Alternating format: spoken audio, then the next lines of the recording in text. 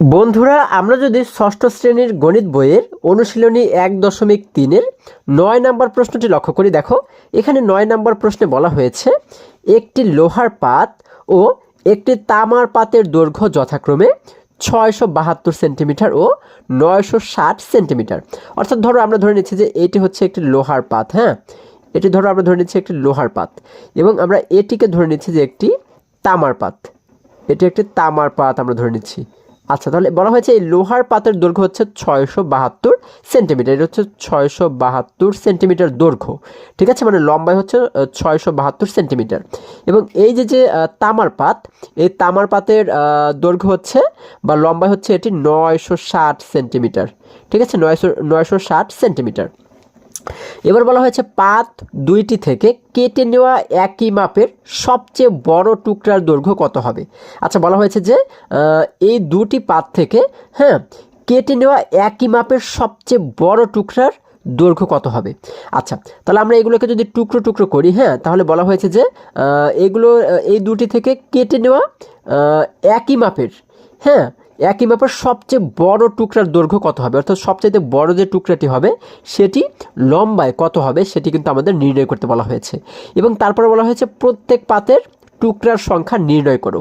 আচ্ছা, তাহলে এখানে কিন্তু আমরা দুটি প্রশ্নের সমাধান করব। প্রথমে আমরা বের করব যে পাত দুটি থেকে কেটে নেওয়া একই মাপের সবচেয়ে বড় টুকরার দৈর্ঘ্য কত হবে, তাই না? তাহলে এটিকে আমরা কিভাবে সমাধান করতে পারি, আমরা কিন্তু এর আগেও শিখেছি যে আমাদের এই প্রশ্নের ভিতরে লক্ষ্য করতে হবে যে কিছু কিছু কথা রয়েছে কিনা। যেমন দেখো, এখানে এমন একটি কথা রয়েছে যে সবচেয়ে বড়, এই সবচেয়ে বড় কথাটি কিন্তু এখানে রয়েছে। আমরা কিন্তু এর আগেও শিখেছি যে বড়, তারপরে হচ্ছে সবচেয়ে বড়, তারপর হচ্ছে গরিষ্ঠ, সবচেয়ে বেশি, এই সমস্ত কথাগুলো যদি থাকে তাহলে কিন্তু আমরা বুঝতে পারি কি যে এই সমস্ত অঙ্কগুলো গসাগুর মাধ্যমে সমাধান করতে হয়, তাই না? এই যে গসাগু, দেখো গসাগু, এই গসাগুর যে প্রথমে গ রয়েছে, এই গয়ের অর্থ হচ্ছে কি গরিষ্ঠ। ঠিক আছে, তাহলে এই যে সবচেয়ে বড়, তারপর হচ্ছে সবচেয়ে বেশি, গরিষ্ঠ, এই সমস্ত কথা থাকলে কিন্তু আমাদের গসাগুর মাধ্যমে এটিকে সমাধান করতে হবে।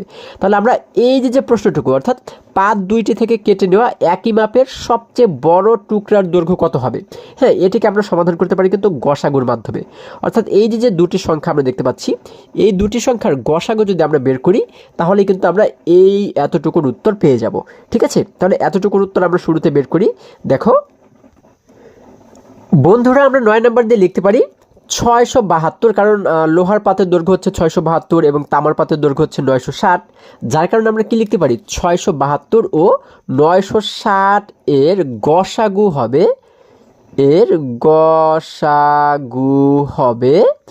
গসাগু হবে কি সবচেয়ে বড় টুকরার দৈর্ঘ্য, তাই না? আমরা লিখব সবচেয়ে দেখো সবচেয়ে বড় টুকরার দৈর্ঘ্য,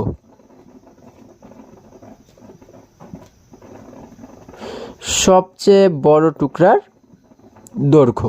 ঠিক আছে, 672 ও 960 গসাগু হবে সবচেয়ে বড় টুকরার দৈর্ঘ্য। এখন যদি আমরা এটির গসাগু নির্ণয় করি, আমরা যদি ভাগ পদ্ধতিতে গসাগু নির্ণয় করি, দেখো এখানে আমরা প্রথমে 672 দ্বারা ভাগ করব হচ্ছে 960-কে। ঠিক আছে, এটিকে আমরা ভাগ করব। দেখো 672 দ্বারা আমরা 960-কে কয়বার ভাগ করতে পারি, আমরা একবার ভাগ করতে পারি। আমরা জানি 672 একে 672। আচ্ছা, যখন আমরা এই উপরের সংখ্যা থেকে নিচের সংখ্যাকে বিয়োগ করব, দেখো 10 থেকে 2 চলে গেলে থাকে হচ্ছে আমাদের 8, 15 থেকে 7 চলে গেলে থাকে হচ্ছে কি আমাদের আরও 8, এবারে হচ্ছে 8 থেকে 6 চলে গেলে থাকে হচ্ছে 2। আচ্ছা, তাহলে আমরা এখানে পাচ্ছি কিন্তু বিয়োগ করে 288, তাই না? এবারে কি করব, এই সংখ্যা দ্বারা আমরা এই 672-কে ভাগ করব। আমরা এটি দ্বারা কিন্তু 672-কে এবারে ভাগ করব। 288 দ্বারা আমরা কয়বার ভাগ করতে পারি 672-কে? আমরা যদি 288-এর সঙ্গে 2-কে গুণ করি, তাহলে আমরা পাবো হচ্ছে 576। তোমরা কিন্তু চাইলে একটু গুণ করে দেখতে পারো, আলাদা জায়গাতে গুণ করে দেখতে পারো। 228-এর সঙ্গে 2-কে গুণ করলে হবে 576। এখন আমরা যদি উপরের সংখ্যা থেকে নিচের সংখ্যাকে বিয়োগ করি, দেখো 12 থেকে 6 চলে গেলে থাকে হচ্ছে 6, এরপরে 16 থেকে 7 চলে গেলে থাকে হচ্ছে আমাদের 9। আচ্ছা, তারপরে দেখো 5 থেকে 5 চলে গেলে আর কিছুই থাকে না, মানে 0, আমরা বিয়োগ করে পাচ্ছি কিন্তু 96। হ্যাঁ, আচ্ছা, এবার বিয়োগ করে যেহেতু 96 পাচ্ছি, অর্থাৎ এবারে 96 দ্বারা আমরা এই 288কে কিন্তু ভাগ করব। 288কে আমরা ভাগ করব। 96 সঙ্গে কতকে গুণ করলে 288 সবচেয়ে কাছের সংখ্যা আমরা পেতে পারি? আমরা যদি 3 দ্বারা গুণ করি, এই 96 সঙ্গে 3কে যদি তোমরা গুণ করো, তাহলে দেখবে 288 কিন্তু মিলে যাবে। ঠিক আছে, যেমন দেখো 3 দ্বারা 6কে গুণ করলে হয় 3 6 18, 18 8কে লিখলাম এই জায়গাতে, হাতে থাকে আমাদের 1। এবারে 3 দ্বারা 9কে গুণ করলে হয় 3 9 27, 27-এর সঙ্গে এই হাতের 1কে যোগ করলে হয়ে যায় 28, এই যে 28 লিখে দিলাম, তাহলে হয়ে গেল 288। এবারে 288 থেকে 288 বিয়োগ করলে আর কিছুই থাকে না, মানে 0, আমাদের কিন্তু ভাগ এখানে মিলে গেল। তাই না, আমরা সর্বশেষ ভাজক পাচ্ছি হচ্ছে কত? 96। তাহলে এটি কিন্তু আমাদের উত্তর। ঠিক আছে, তাহলে এটি দ্বারা আমরা কি বুঝতে পারি? এটি দ্বারা কিন্তু আমরা বুঝতে পারি হচ্ছে সবচেয়ে বড় টুকরার দৈর্ঘ্য হবে হচ্ছে 96 সেন্টিমিটার। ঠিক আছে, আচ্ছা, আমরা কিন্তু লিখতে পারি হচ্ছে সবচাইতে বড় টুকরার দৈর্ঘ্য হবে 96 সেন্টিমিটার। হ্যাঁ, এবং এরপরে কিন্তু আমাদের আরেকটি প্রশ্ন করা হয়েছে, সেটি হচ্ছে কি, আমাদের কিন্তু শেষে বলা হয়েছে যে প্রত্যেক পাতের টুকরার সংখ্যা নির্ণয় করো। তাহলে এই যে 96 সেন্টিমিটার সবচেয়ে বড় টুকরা আমরা নির্ণয় করেছি, তাহলে 96 সেন্টিমিটার করে যদি আমরা কাটি, তাহলে লোহার পাতের কয়টি টুকরা আমরা পাবো এবং তামার পাতের কয়টি টুকরা আমরা পাবো। ঠিক আছে, এটি কিন্তু আমাদের এবারে নির্ণয় করতে বলা হয়েছে। তাহলে আমরা এবারে কি করব?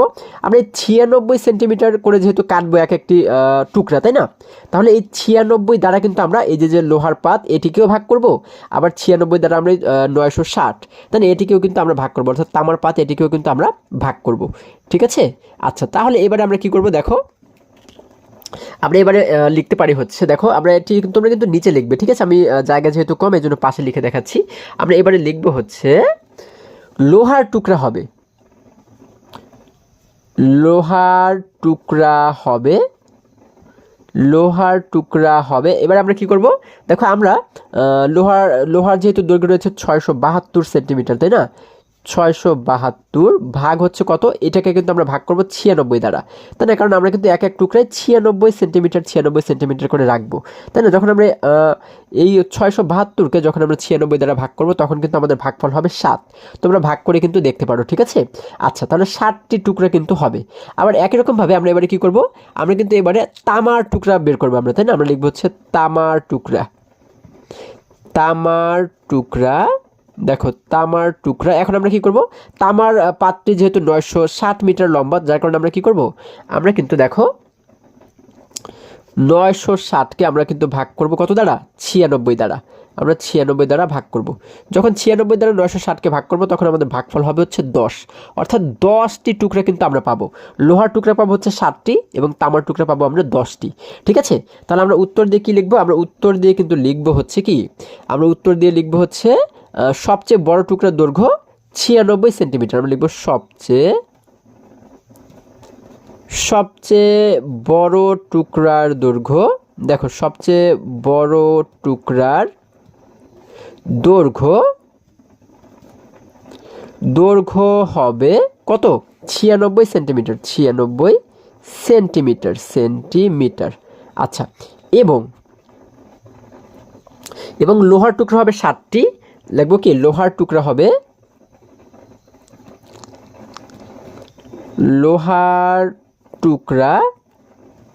দেখো, লোহার টুকরা হবে হচ্ছে কয়টি? লোহার টুকরা হবে 7টি। এবং আমরা কি লিখবো? কমা দিয়ে লিখবো হচ্ছে তামার টুকরা হবে, তামার টুকরা হবে কয়টি? তামার টুকরা হবে কিন্তু 10টি। আমরা এখানে লিখে দেবো 10টি। ঠিক আছে, এটি হচ্ছে আমাদের উত্তর। আশা করি সকলেই তোমরা বুঝতে পেরেছো। এবারে যদি আমরা 10 নম্বর প্রশ্নটি লক্ষ্য করি, দেখো বন্ধুরা, আমরা যদি এবারে 10 নম্বর প্রশ্নটি লক্ষ্য করি, দেখো 10 নম্বরে বলা হয়েছে 4 অঙ্কের কোন ক্ষুদ্রতম সংখ্যা 12, 15, 20 ও 35 দ্বারা নিঃশেষে বিভাজ্য। আচ্ছা, তাহলে আমাদের কি বলা হয়েছে? এখানে বলা হয়েছে যে 4 অঙ্কের কোন ক্ষুদ্রতম সংখ্যা, হ্যাঁ, যেটি 12 দ্বারা, 15 দ্বারা, 20 দ্বারা এবং 35 দ্বারা নিঃশেষে বিভাজ্য, অর্থাৎ এই সংখ্যাগুলো দ্বারা ভাগ করলে কোনো অবশিষ্ট থাকবে না, সেই ক্ষুদ্রতম সংখ্যাটি আমাদের বের করতে বলা হয়েছে। তাহলে এটিকে আমরা কিভাবে করে বের করতে পারি?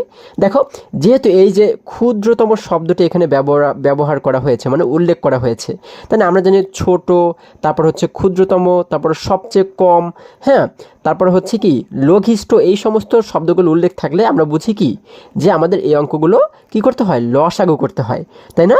আচ্ছা, তাহলে আমরা কি করব, এই যে সংখ্যাগুলো দেখতে পাচ্ছি এগুলোর লসাগু করলে কিন্তু আমরা পেয়ে যাব যে সংখ্যাটি কত, তাই না? তাহলে চলো আমরা এগুলোর লসাগু একটু বের করার চেষ্টা করি। বন্ধুরা, আমরা দেখতে পাচ্ছি 10 নম্বরে আমাদের 12, 15, 20 এবং 35 এই সংখ্যাগুলো দেওয়া রয়েছে, তাই না? আমরা নিচে আবার এগুলোকে লিখে দিই, দেখো 12, 15, 20 এবং 35 এগুলোর লসাগু যদি আমরা নির্ণয় করি, আমরা প্রথমে দেখব 2 দ্বারা সর্বনিম্ন দুটি অঙ্ককে আমরা ভাগ করতে পারি কিনা। দেখো 2 দ্বারা 12কে ভাগ করতে পারবো, 20কে ভাগ করতে পারবো, এই দুটিকে কিন্তু ভাগ করতে পারবো। যদি সর্বনিম্ন দুটি সংখ্যাকেও ভাগ করা যায় তাহলে কিন্তু আমাদের হয়, তাই না? আচ্ছা দেখো 2 দ্বারা 12কে ভাগ করলে হয় 6 2 12, আমরা লিখে দিলাম 6। 2 দ্বারা 15কে ভাগ করা যাবে না, যে সংখ্যাকে ভাগ করা যাবে না সেটিকে আমরা একই রকমভাবে রেখে দিব, আমরা এখানে রেখে দিলাম 15। এবারে 2 দ্বারা 20কে ভাগ করলে হয় 10 2 20। এবারে 2 দ্বারা কিন্তু 35কে ভাগ করা যায় না, যার কারণে 35কে একই রকমভাবে আমরা রেখে দিলাম। আচ্ছা, এবার নিচে আমরা আবারও দেখব যে 2 দ্বারা ভাগ করা যায় কিনা। দেখো 2 দ্বারা 6কে ভাগ করা যাবে, 10কে ভাগ করা যাবে, আমরা এই জন্য লিখে দিলাম 2। 2 দ্বারা 6কে ভাগ করলে যেহেতু সর্বনিম্ন দুটি সংখ্যাকে ভাগ করলেই হয়, তাই না? যার কারণে আমরা কিন্তু 2 দ্বারা ভাগ করলাম। 2 দ্বারা 6কে ভাগ করলে হয় 3 2 6। 2 দ্বারা 15কে ভাগ যাবে না, যার কারণে 15 একই রকমভাবে রেখে দিলাম। 2 দ্বারা 10কে ভাগ করলে আমরা জানি 5 2 10, আমরা লিখে দিলাম 5। 2 দ্বারা 35কে ভাগ যাবে না, 35কে একই রকমভাবে রেখে দিলাম। এবারে দেখো আর কিন্তু 2 দ্বারা ভাগ করা যাবে না, এখন আমরা 3 দ্বারা কিন্তু ভাগ করতে পারবো। দেখো 3 দ্বারা এইটিকে ভাগ করতে পারবো, 15কে ভাগ করতে পারবো, 35কে কিন্তু ভাগ করতে পারবো না, তাই না? 3 দ্বারা 3কে ভাগ করলে হয় 3 1 3। 3 দ্বারা 15কে ভাগ করলে হয় 5 15, 5 বার, আমরা এখানে লিখে দিলাম 5। 3 দ্বারা 5কে ভাগ যাবে না, 5কে একই রকমভাবে রেখে দিলাম। 3 দ্বারা 35কেও ভাগ যাবে না, এটিকেও একই রকমভাবে রেখে দিলাম। আচ্ছা, এবারে নিচের লাইনে এসে দেখো আমরা 5 5 এবং 35 এগুলোকে কিন্তু আমরা শুধুমাত্র 5 দ্বারা ভাগ করতে পারবো, এই জন্য আমরা এখানে লিখে দিলাম 5।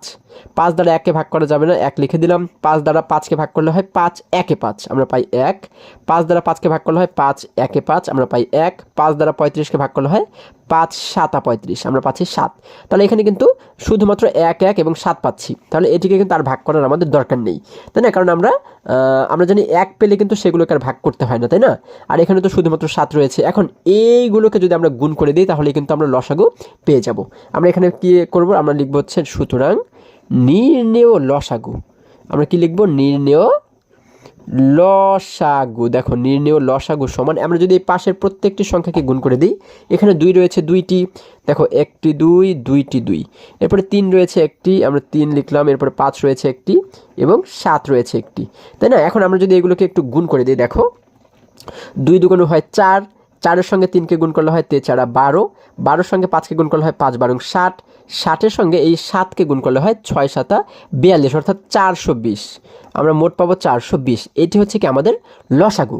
কিন্তু আমাদের প্রশ্নে কি বলা হয়েছে, আমাদের প্রশ্নে কিন্তু বলা হয়েছে যে কোন ক্ষুদ্রতম সংখ্যাকে, হ্যাঁ সরি, আমাদের বলা হয়েছে 4 অঙ্কের কোন ক্ষুদ্রতম সংখ্যাকে, তাই না? তাহলে এই যে আমরা একটি সংখ্যা পাচ্ছি, এটি কিন্তু 4 অঙ্কের না, এটি কয় অঙ্কের? 1 অঙ্ক 2 অঙ্ক 3 অঙ্ক, 3 অঙ্কের একটি ক্ষুদ্রতম সংখ্যা আমরা পাচ্ছি, তাই না? যেগুলোকে 12 দ্বারা 15 দ্বারা 20 দ্বারা এবং 35 দ্বারা ভাগ করা যাবে, কিন্তু আমাদের কিন্তু 4 অঙ্কের কথা বলা হয়েছে। তাহলে এখানে আরও একটি অঙ্ক আমরা কীভাবে করে বাড়াতে পারি, আমরা কিন্তু এই সংখ্যার সঙ্গে আমরা প্রথমে কি করতে পারি, 2কে গুণ করতে পারি। 2কে গুণ করে আমরা দেখতে পারি যে 2কে গুণ করলে এখানে 4টি অঙ্ক হয় কিনা। দেখো আমরা এবারে কি লিখতে পারি, 420, তাই না? আমরা লিখতে পারি কিন্তু 420 4 অঙ্কের ক্ষুদ্রতম সংখ্যা নয়। আমরা কি লিখতে পারি, দেখো আমি পাশে তোমাদেরকে লিখে দেখাচ্ছি। আমরা লিখতে পারি হচ্ছে কিন্তু 420 4 অঙ্কের, হ্যাঁ 4 অঙ্কের ক্ষুদ্রতম সংখ্যা নয়, ক্ষুদ্রতম সংখ্যা নয়, 4 অঙ্কের ক্ষুদ্রতম সংখ্যা নয়। তাহলে এখন আমরা 4 অঙ্ক কীভাবে করে বানাতে পারি, আমরা এবার কি করতে পারি, 420-এর সঙ্গে আমরা গুণ করতে পারি 2কে। 2কে গুণ করলে কত হয়, 420 দুগুণ হয়ে যাবে হচ্ছে 840। ঠিক আছে, দেখো এটি কিন্তু পাচ্ছি। তাহলে 840 কি 4 অঙ্কের হলো, একটি 2টি 3টি 3 অঙ্কেরই কিন্তু হয়ে গেল এখনও, তাই না? তাহলে এটিও কিন্তু 4 অঙ্কের ক্ষুদ্রতম সংখ্যা নয়। তাহলে আমরা এবারে কি লিখতে পারি, 820 4 অঙ্কের ক্ষুদ্রতম সংখ্যা নয়, তাই না? আমরা লিখতে পারি 4 অঙ্কের ক্ষুদ্রতম সংখ্যা নয়, 4 অঙ্কের ক্ষুদ্রতম সংখ্যা নয়, হ্যাঁ ক্ষুদ্রতম, দেখো ক্ষুদ্রতম সংখ্যা নয়। আচ্ছা, তাহলে এটিও যেহেতু ক্ষুদ্রতম সংখ্যা হলো না 4 অঙ্কের, তার মানে আমরা এবারে কি করব, 420কে এবারে 3 দ্বারা গুণ করে দেখব। 2 এর পরে 3 দ্বারা যদি গুণ করি তাহলে হবে হচ্ছে কত, তাহলে কিন্তু 3 দ্বারা গুণ করলে আমাদের হয়ে যাবে 1260। ঠিক আছে, 3 4 12 এবং 20, 3 20 হয় 60। তাহলে এটি কিন্তু দেখো কয় অঙ্কের হলো, 1 2 3 4, এটি কিন্তু 4 অঙ্কের হয়ে গেল। ঠিক আছে, আচ্ছা 1260 4 অঙ্কের সংখ্যা, তাই না? 4 অঙ্কের 4 অঙ্কের ক্ষুদ্রতম 4 অঙ্কের ক্ষুদ্রতম সংখ্যা। আচ্ছা, তার মানে কি আমরা বুঝতে পারি, আমরা কিন্তু বুঝতে পারি যে এই যে 1260 এটি কিন্তু আমাদের উত্তর। ঠিক আছে, আমরা উত্তর দিয়ে কি লিখবো, আমরা কিন্তু উত্তর দিয়ে লিখবো হচ্ছে 1260। ঠিক আছে, তাহলে এটি কিন্তু আমরা 4 অঙ্কের ক্ষুদ্রতম সংখ্যা পেয়ে গেলাম। আশা করি সকলে তোমরা এই অঙ্কগুলো খুবই সহজে এবং খুবই সুন্দরভাবে বুঝতে পেরেছো। বন্ধুরা, আজকে আমাদের এই পর্যন্তই, আবারও দেখা হবে পরবর্তী ভিডিওতে। আর হ্যাঁ, তোমরা যদি আমার চ্যানেলে নতুন হয়ে থাকো তাহলে এখনই চ্যানেলটি সাবস্ক্রাইব করে পাশে থাকো, যেন আমার যে কোনো ভিডিও আপলোড করার সাথে সাথে খুব সহজেই তোমরা সেটি পেতে পারো। সকলে ভালো থাকো, সুস্থ সবল থাকো, এই কামনা করে শেষ করছি। ধন্যবাদ সকলকে।